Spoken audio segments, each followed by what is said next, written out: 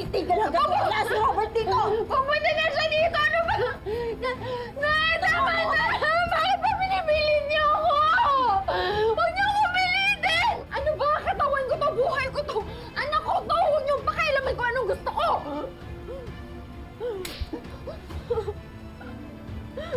Pero cargo pa rin kita! Oo, anak mo yan! Oo, buhay mo yan!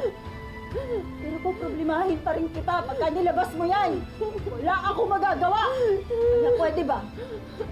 Lalaglag natin yan sa kahit sa gusto mo! Ayoko na! Ayoko mahawa kayo sa akin! Tama na! Mahawa kayo na! Tama na! Mahawa kayo sa akin! Tama na! Ikaw ang maawa! Maawa ka sa sarili mo!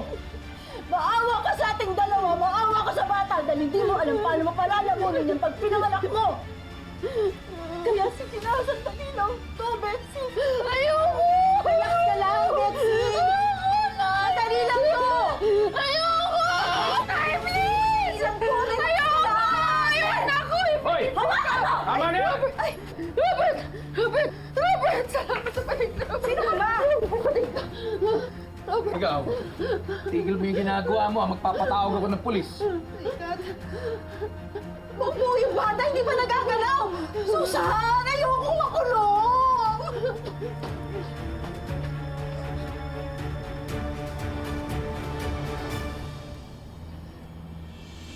Nay! Robert! Robert, tama na! Nay! Napakawalang hiya mo, ina.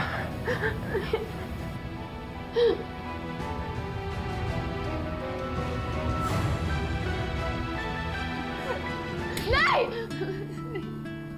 Ikaw? Hindi ka walang hiyang ama? Hinuhusgahan mo mga desisyon ko? Bakit? Aabot ba kami sa ganito? Kung pinanindigan mo yung bata, Kahit na, Nay. tumigil ka! Para sabihin ko sa'yo, hindi na to pera-pera, Robert. Lalaki yung bata na walang tatay.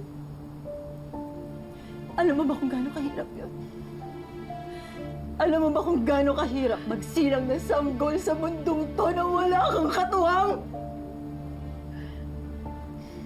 Kapag nahihirapan na si Betsy, dahil wala na siyang masasandalan, ikaw na mananagot.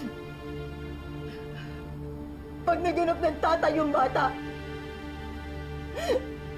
ikaw ba sasagot? Ikaw ba ang papaliwanag sa kanya kung bakit siya tinalikuran ng ama niya? Putris kayo! Nagiging praktika lang ako dahil pinagdaanan ko lahat yan! Kaya oo, sige. Hindi na ako mahusay na ina. Pero ano, hindi ko papabayaan na pagdanasan mo yung impyerno ang buhay na dinanas ko. Kahit na, Nay. Wala ka pa rin karapatan na pagdesisyonan ang buhay ng baby ko.